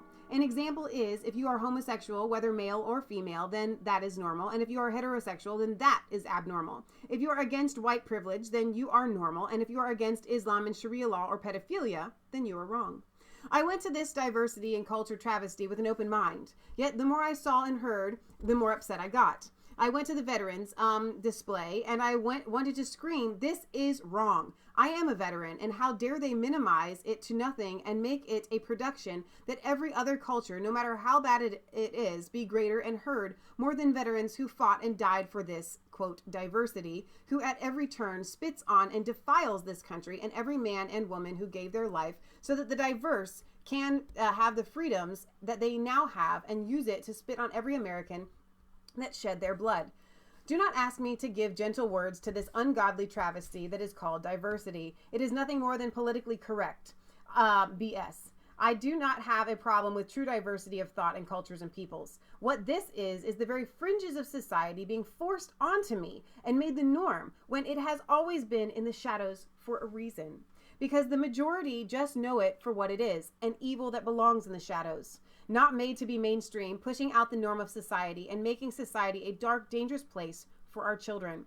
It sexualizes them at younger and younger ages. It normalizes freaks and behaviors that need to be in the shadows. If this society is ever to remain free and with a good conscience and morals, we cannot let this madness overtake us. Having differing views and opinions and even lifestyles is fine, great, each to his own. But how dare you try to force this nonsense onto a God-fearing Christian nation and expect us to accept it with open arms? The indoctrination of our children is coming to an end, and thank God for President Trump. I'm going to be a teacher, and I will fight with every breath I have to undo the years of indoctrination and mind control that has found its way into the education system. It was made to be a control thing from the start and through the start of forced public education. A little research can show that, and with the inclusion of Common Core and No Child Left Behind, it has made its way mainstream. I call public education an adult-driven lie factory within the grounds of the indoctrination camp run by the elite and enforced by the bully brigade. For a reason, it's called truth. I am proud to be considered a tinfoil hat-wearing patriot who will soon help put this nonsense of political correct control to a resounding end. Professor Silverman, who she's addressing, you cannot tell me that you do not see what has happened in the last 10 or 15 years to the education system and the BS you are forced to teach, otherwise you don't have a job. And for the most part, with your credentials, I know or surmise why you choose to stay within the confines of special education. I believe it is because you know that you would never be able to force feed that garbage to Common Core, that Common Core wants you to feed the sheep. I can't imagine you as anyone other than someone that is only protecting your livelihood, and the safest place right here is right here because you don't have to teach others to follow a doctrine that I know you don't believe. I also know that you know exactly what I mean. Where did critical thinking go? Where did questioning go? Where did common sense go? Where did the truth go? It doesn't meet the global narrative or world enslavement. The Georgia Guidestones, Planned Parenthood, the mainstream media Operation Mockingbird, Obama being a Kenyan-born citizen, not an American, the deep state plan to destroy this nation by 2022, and it almost came true. I will be one of those that helps deprogram a nation. Adeline Marie Robinson. So for reasons that I probably will not divulge on the show, Adeline has more of a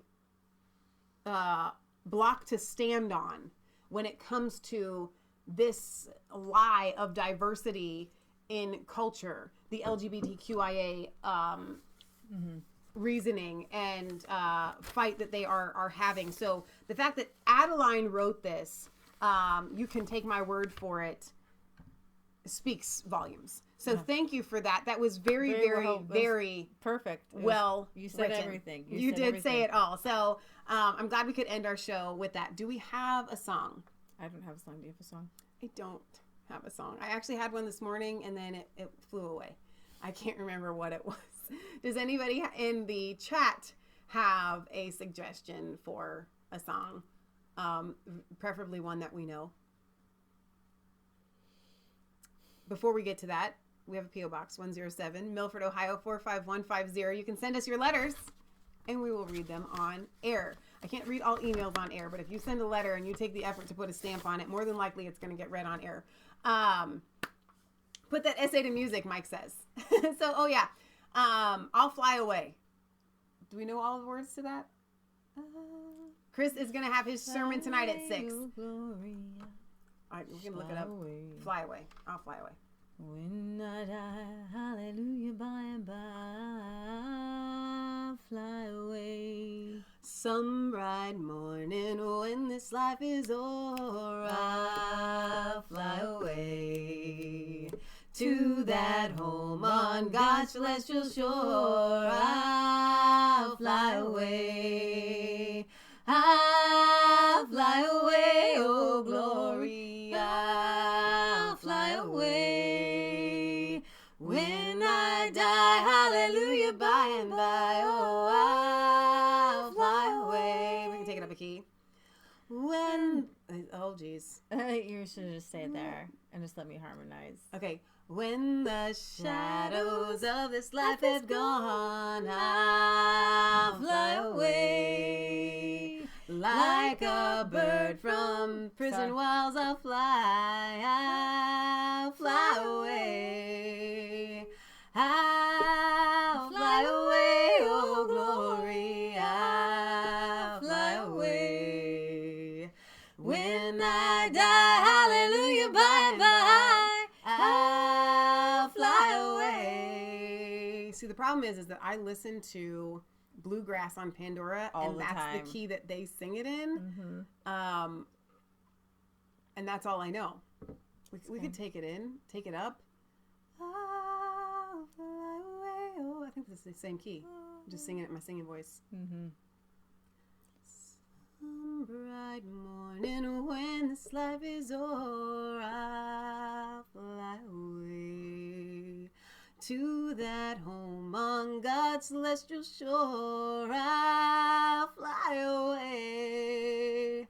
I'll fly away, oh glory, I'll fly away. When I die, hallelujah, by and by, oh, I'll fly away. I'll fly away. I was just going to sing that again. Oh, glory, I'll fly away. When I die, hallelujah, by and by, oh, I'll fly away. Not one I usually sing. No, it's not. I don't think I've ever sung it. Besides really? that verse. No, I've never sung it. Oh my gosh, does anybody have anything else? I've listened to it on Bluegrass Pandora several times. I've never actually sung it out loud. Oh my goodness. That song is making my feet move, Donna Terry says. Out the door. Oh, beautiful for spacious skies. That's the national anthem, isn't it? No, it's not. No, it's not. It's still a difficult one. It's just as difficult as it's not. I just don't know the rest of the verses. Yeah, you can. I know this one. I can sing that one. Puppies are coming up. All right, here we go. You better let me start it. I'm going to let you start it. America the Beautiful. That's what it's called.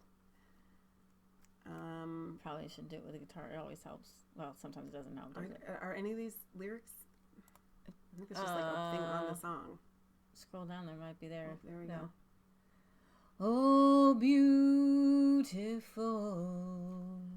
for spacious skies, for amber waves of grain, for purple mountains' majesty above the fruited plain.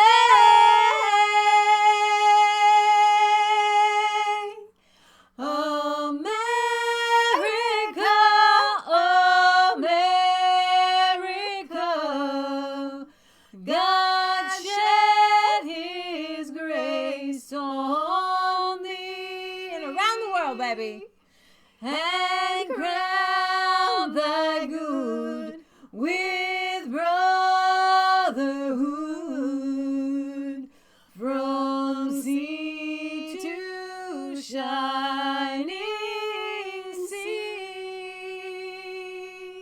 This next verse looks good. Oh, beautiful for pilgrim feet. That came from Europe. Who stirred in passion stress, a thoroughfare for freedom beat across the wilderness. America, America, garment thine every flow, confirm thy soul in self-control, thy liberty is law. Okay. That's good. That's plenty There's of that. like 500 That versions is of that. plenty of that. So, Michelle, Tommy Robinson's Hallelujah cover song. He sing it? What? And did somebody do one on Tommy Robinson? I don't know. Let's see. I feel like you sent it to me and I watched it and I'm not remembering.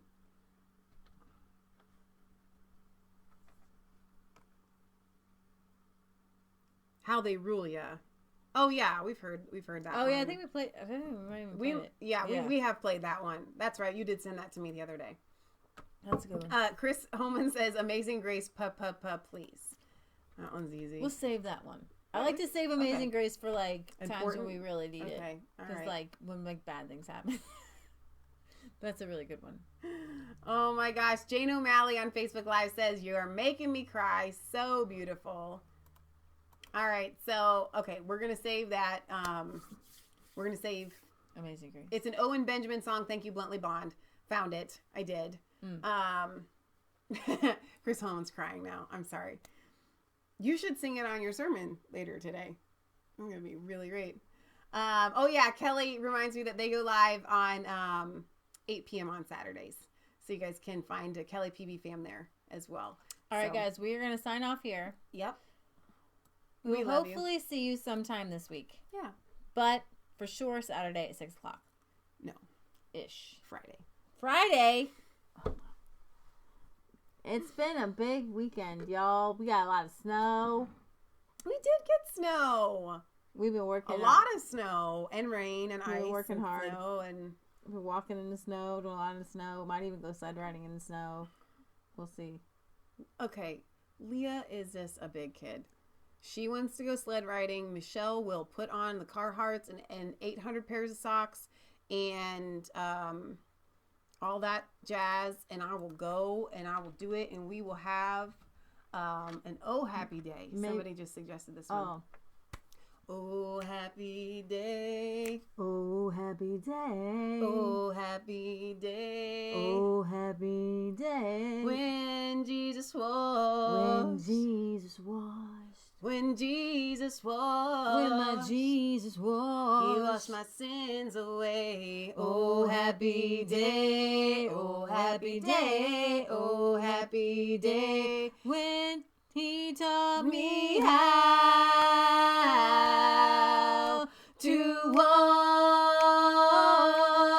watch and pray every day. Watch and pray. You didn't bring up the rest of the words. That's all that's there. There's more. That's not it. There's more. I know. That's more. You need more. You have to go to another one. You're like. There it is. You gotta go down. I don't know. That's not really good. That is not a good version of it. Just go down. Lyrics for a happy day. Lyrics. There's a lot of Oh Happy Day. There you go. No, that's not it. That's not it either. Okay, we tried. All right. You know, we give it all we got. And sometimes that's all you get. Flat. Lady Avery, it's so good to see you. We haven't seen you on here in a while, so I sometimes like to call out people that I haven't seen in a while when they find us on Resistance Chicks. We love you. God loves you. God bless. Remember, it's not just a conspiracy theory. If it's the truth.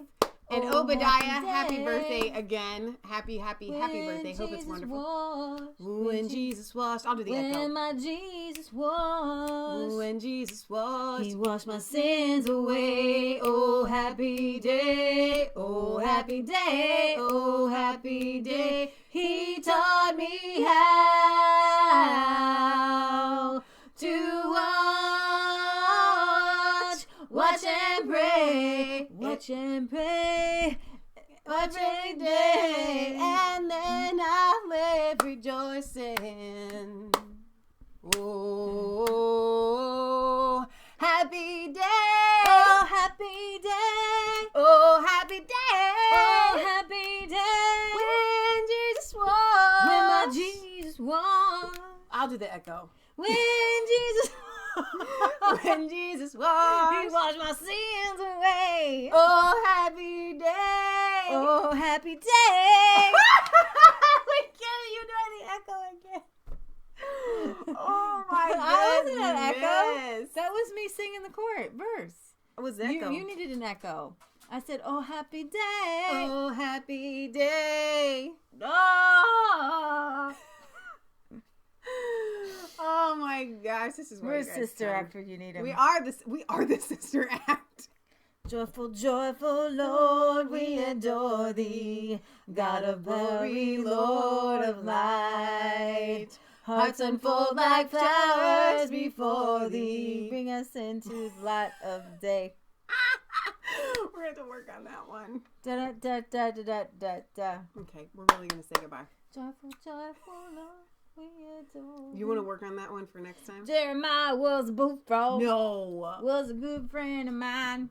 No. Joy to the fishes in the deep blue sea. Joy to you and me. Joy to the world. All the boys and girls. Joy to the fishes in the deep blue sea. Oh, joy to you and me. That's actually not a really good song. But like they would sing it on Christian TV when I was a kid, and I didn't know. My mom's like, it's not a really good song because I guess it has some stuff in it. I don't know. So yeah, but joy to the Lord, joy to the fishes in the deep blue sea. Jeremiah was a bullfrog. What was he? He was a good friend of mine. Okay. Good night, guys. We're really signing off here. The show has gone like. I think I just got slapped at me. You did. I went off the rails. Did you say happy day? You start singing. No, not really. So you just start singing "Oh Happy Day," and then the joy of the Lord just hits you. You just start going crazy. Yeah, the joy of the Lord sometimes really converges with slap happiness. Isn't that amazing? Jeremiah was cool. Okay. It was a good friend of mine. Oh, to the fishes in the deep blue sea. Oh, joy. I was cold all alone. No place for home. Every day, so afraid. But you called my name. Joy to you and me. Wow. Okay. Bye, guys.